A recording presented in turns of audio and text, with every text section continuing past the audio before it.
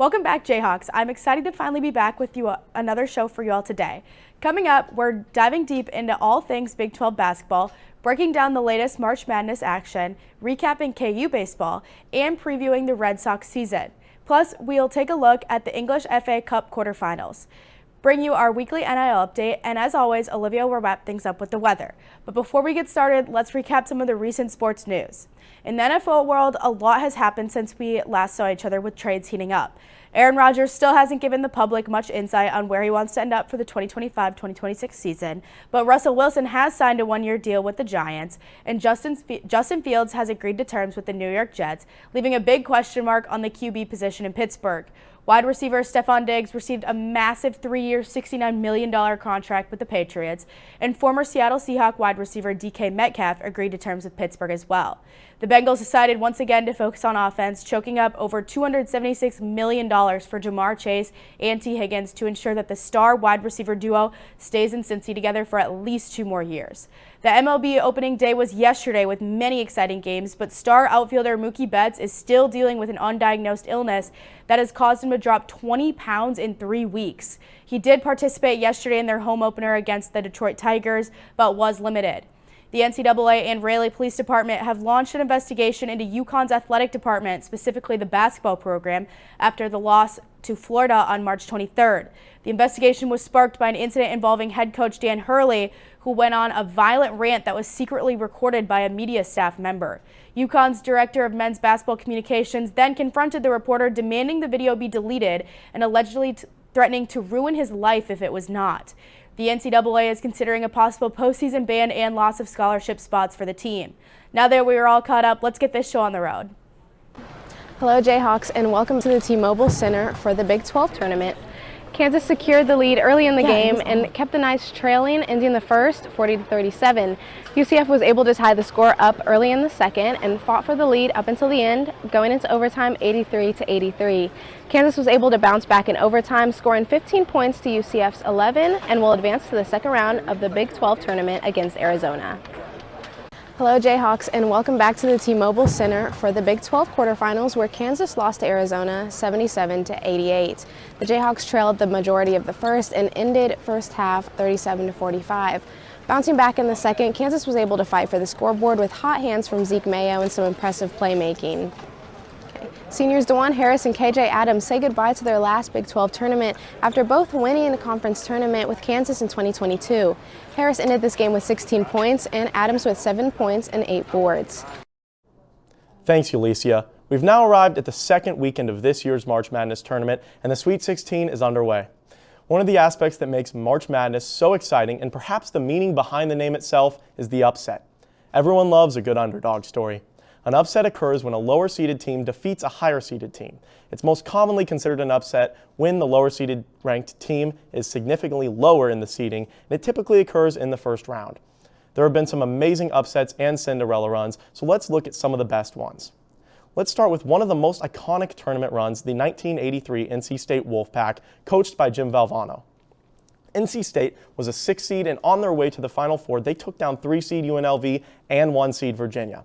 They then beat 4-seed Georgia to make it to the championship game against 1-seed Houston, who had former NBA stars Hakeem Olajuwon and Clyde Drexler. NC State won on this iconic buzzer beater to complete their run and win the title. Down to 7 seconds. You can see the time. Wittenberg. Oh, it's a long ways. They won it. On the dunk.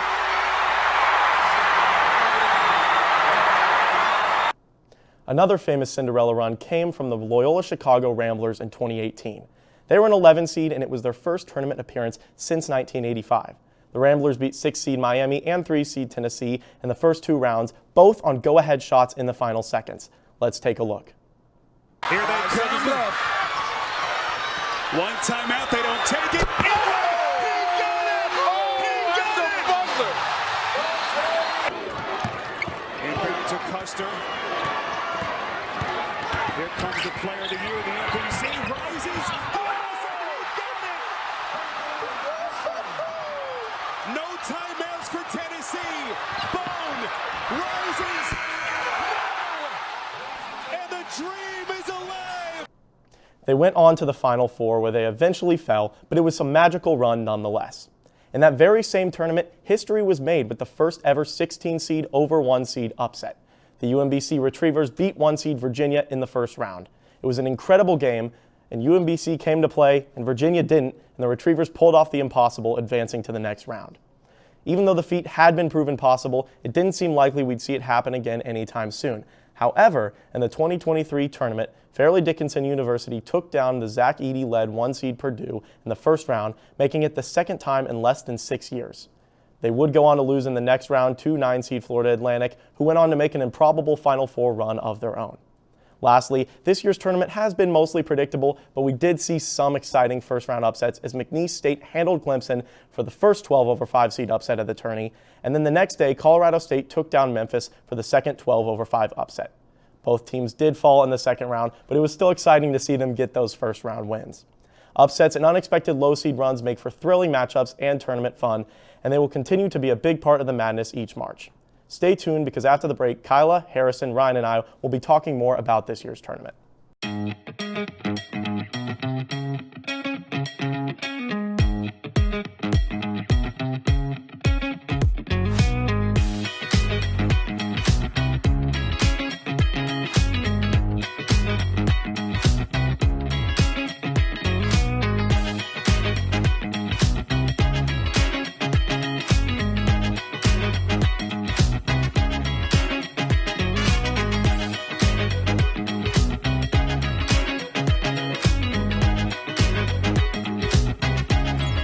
National champions deserve a clean campus.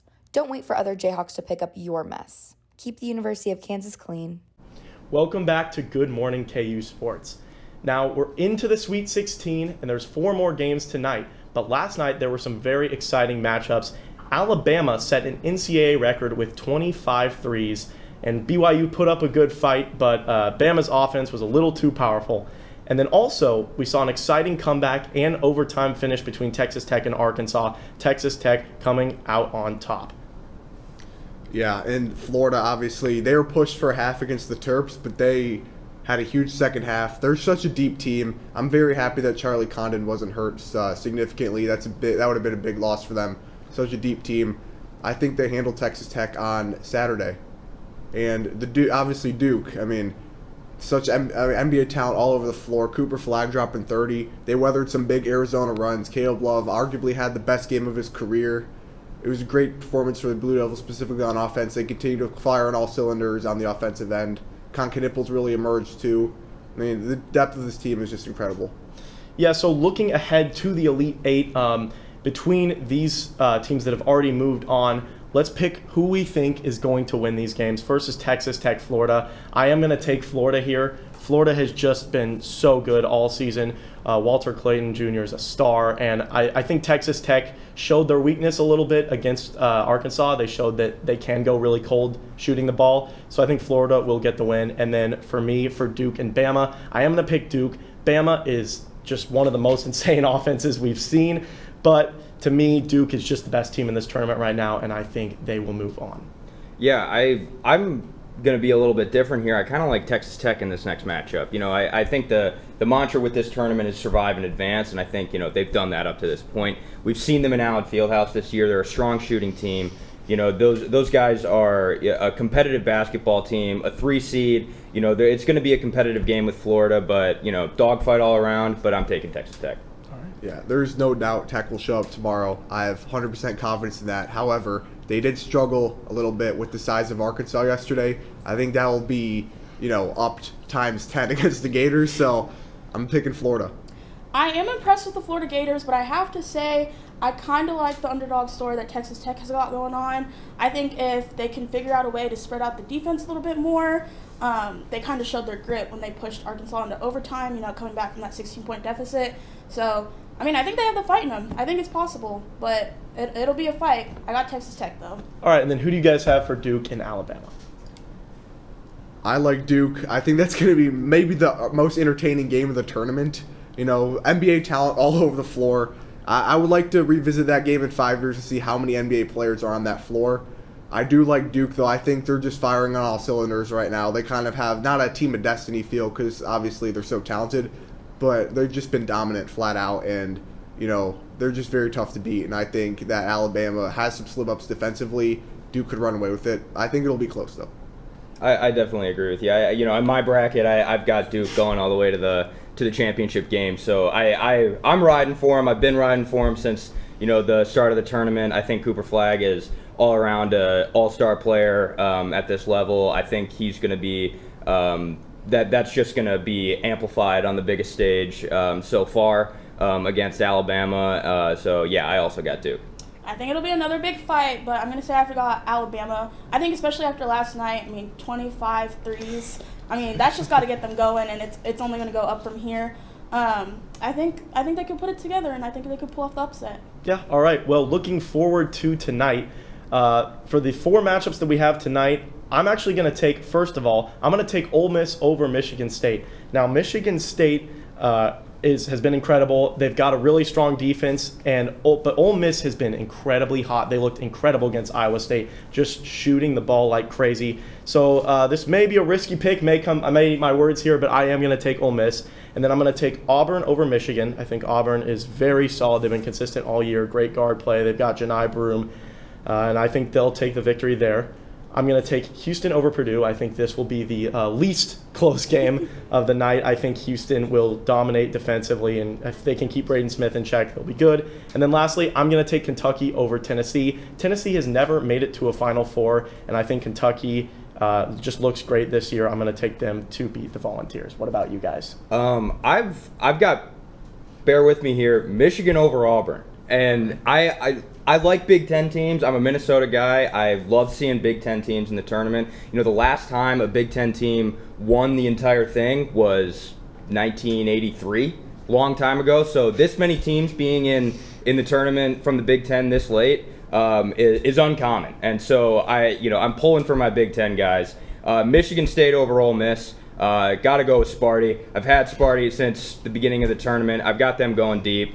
And then the possibility of Purdue winning over Houston. It's not likely. It's not likely. Houston's an incredible team. I have them winning my bracket. But the possibility of 3 Big Ten teams in the Elite Eight is just something you don't see all the time. So I got to go with Michigan State, Houston, and Michigan for these games coming up tonight.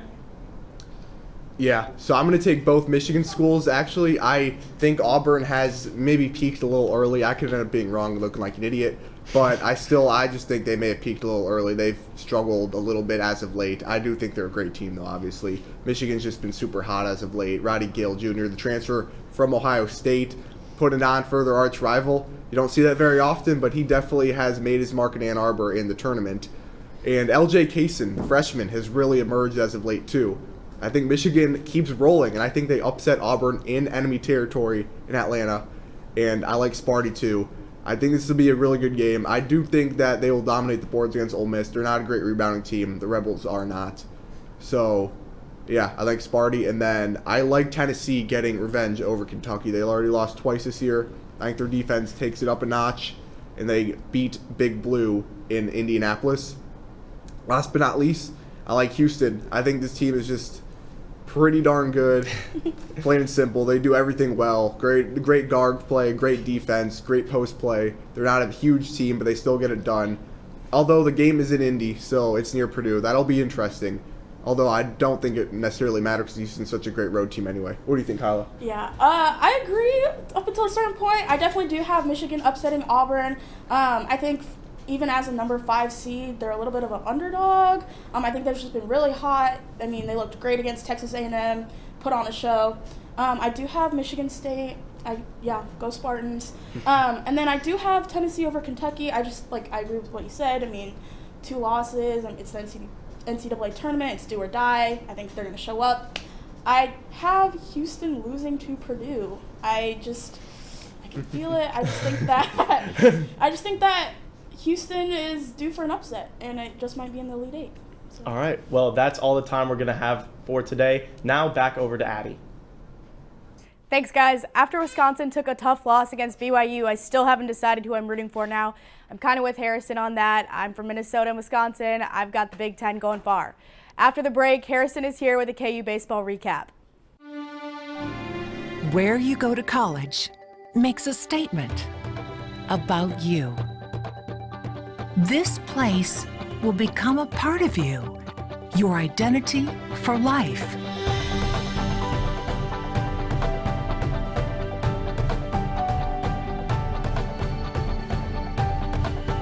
The University of Kansas, a great place to be you. Thanks for sticking with us. Since we last aired before spring break, we've had much to cover regarding the baseball Jayhawks. For the first time since 2014, the Jayhawks have picked up a national ranking, coming in at number 22. We've gotten to see how the Jayhawks stack up against conference opponents, starting Big 12 play at 3-3. With baseball being so much about streaks and getting hot at the correct times, a bit of a slide was inevitable. The Jayhawks started conference play with a series win against Baylor at home and then traveled to Arizona during the break. They dropped a game to number 23 ranked Arizona and narrowly avoided a series sweep against Arizona State. The Jayhawks finished the break with a 2-game series sweep against St. Thomas, Minnesota, winning via mercy rule last Wednesday. Looking ahead to Oklahoma State this afternoon, the Jayhawks are looking to start another hot streak through conference play, and Brady Ballinger will undoubtedly be key for the Hawks going forward. Ballinger leads the Jayhawks with hits, runs, batting average, and OPS through 26 games, and this type of offensive production is uncharted territory for the Jayhawks, as last year not a single player on the team batted above 360. I anticipate these stats to change as we continue because a 400 average is a little high, but this is usually a great indication of success on the horizon. Another notable player to watch is sophomore righty Dominic Vagley, who had a rocky start this year but seems to have found his groove. His ERA is staying up in the 6s, but because of the high-scoring nature of college baseball, we should look elsewhere for better indication of performance. Vagley shows incredible poise with runners in scoring position, maintaining a 1.33 whip, and has grown into the Jayhawk ace this season. He leads the team in innings pitched with 32 1/3 and has accumulated 37 strikeouts and 13 walks this season. In the words of Sparky Anderson, pitching wins championships, and it will certainly be helpful for the Jayhawks' recent success as it will continue to be a priority for us as we reach the postseason. First pitch against Oklahoma State is scheduled for 6 p.m. tonight. Please get down to Hogland and crank the hog so our boys can get another win. Hope to see you there. Over to Jack for a Red Sox preview and recap. Thanks, Harrison. I can't wait to crank the hog with you tonight. The Boston Red Sox just won their opening day matchup against the Texas Rangers 5-2 yesterday in a very solid outing. Wilder Abreu hit the go-ahead 3-run dinger in the top of the 9th that propelled the Sox to a win, kicking off what is shaping up to be a promising year for the club. Coming off a lackluster season that saw them finish 3rd in the American League East, the Sox look to bounce back this season. Some key acquisitions made in the offseason. First off, Alex Bregman, the former Houston Astros slugger. His bat, glove, and leadership qualities should be a difference maker for the Sox this year. However, I've seen plenty of big names come to the team through the years that have fallen short of expectations, so I'm not getting my hopes up yet. The Sox also picked up Garrett Crochet, the most coveted left-handed pitcher in the trade market, and Walker Buehler, a reliable relief pitcher who won the World Series with the Dodgers last year. These additions should be a key for the Red Sox bullpen that's been fairly mediocre in the past few years. The Sox have always had a good farm system, and this year's been no different, bringing Christian Campbell, Marcelo Mayer, and Roman Anthony into the big leagues this year. I'm definitely excited to see what Campbell could do in the big leagues. He only batted 167 in spring training, but has a ferocious swing. He completely attacks the ball at the plate. And who can't forget the key returning players?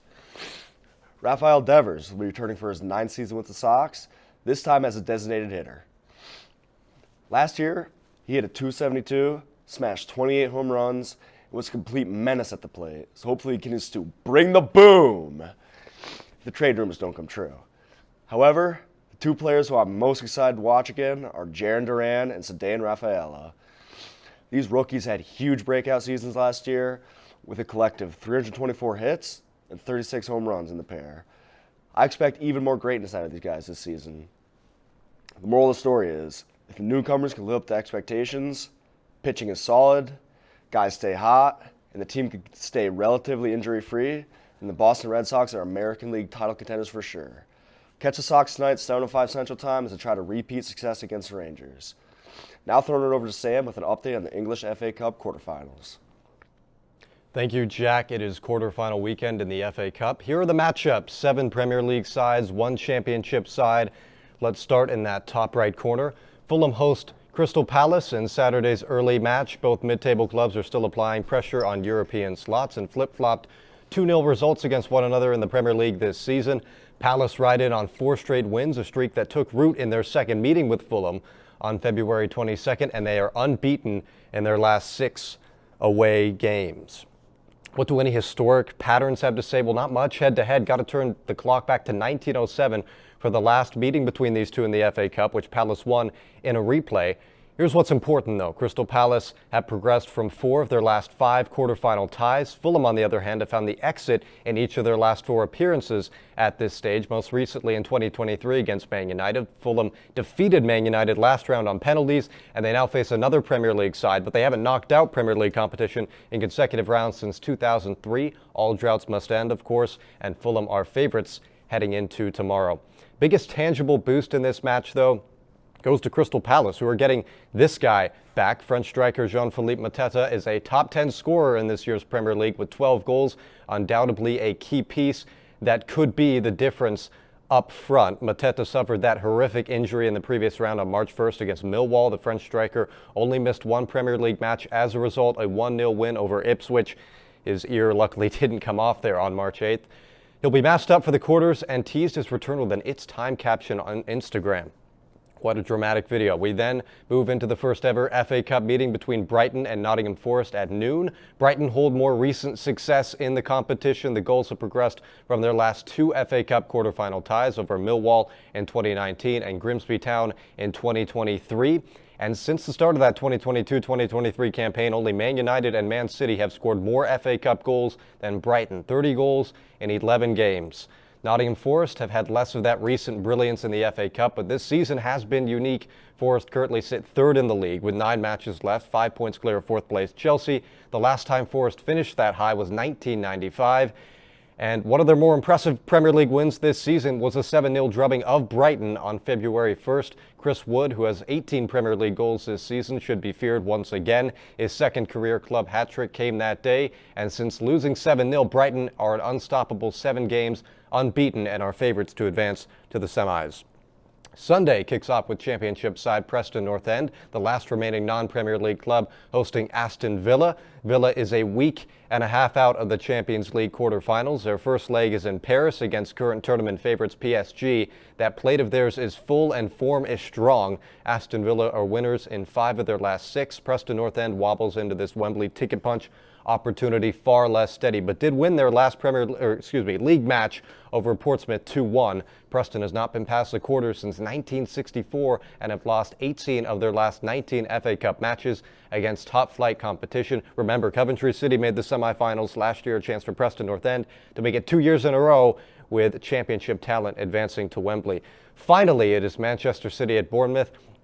At 10:30 Central on Sunday, Man City are still hopeful for a trophy in this nightmare season for their standards. Pep Guardiola's dose of stress peaking this year. Out of the Champions League, finished 22nd in that table, and they sit 5th in the Premier League with 48 points. Their 4 consecutive title-winning seasons saw them finish each time with 86 or more points. They can finish with at most 75 in 2025. Form is shaky as it has been most of this year. Everyone seems to have cracked City, even Bournemouth, who took down the current English champions for the first time ever, 2-1 back in November. The Cherries had not won any of their first 21 meetings. City, still formidable, of course, have progressed past the FA Cup quarterfinals and stormed into Wembley 6 seasons in a row, and they've lived in that final for the last 2 seasons. Their road to this stage in 2025 has been relatively easy. They faced League 2 Salford City, League 1 Leyton Orient, and bottom of the championship Plymouth, who ran out of magic after stunning Liverpool in the 4th round.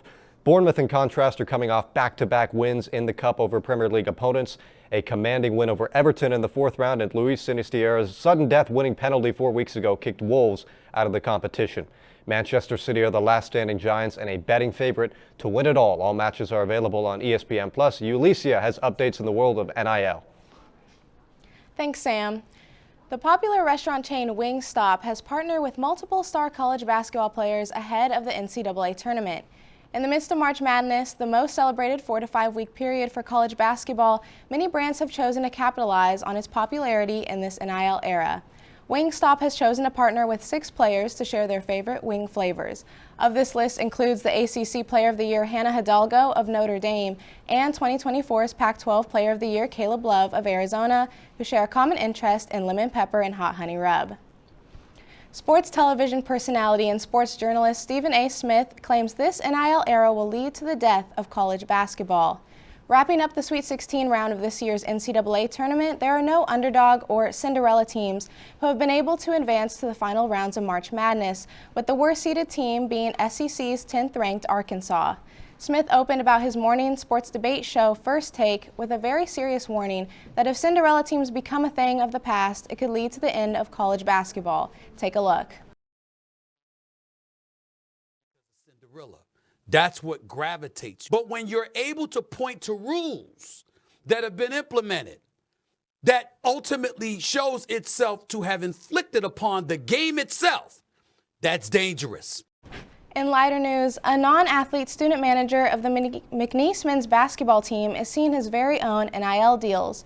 Early on in this year's tournament, March Madness fans couldn't get enough of McNeese manager Amir Khan, who would act as the ultimate hype man for the Cowboys, carrying a large boombox as the team did their pregame walkout. Khan's energy and fandom grew as 12th seed McNeese upset 5th seed Clemson in the opening round of the tournament. Ahead of the first round matchup, Khan led the team in their walkout carrying a boombox decked out in Buffalo Wild Wings, revealing the NIL partnership between the two. Khan has also added collaborations with TickPick, Insomnia Cookies, and his trading card with Topps, becoming one of the first non-athletes associated with the team to build a growing NIL portfolio. That's all I have on recent NIL news. I'll go ahead and pass it back to Addie.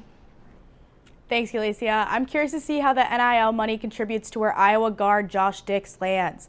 KU has the attention of him already, as we have the ability to provide more NIL money than Iowa does. After our last break, Olivia will be back with the weather.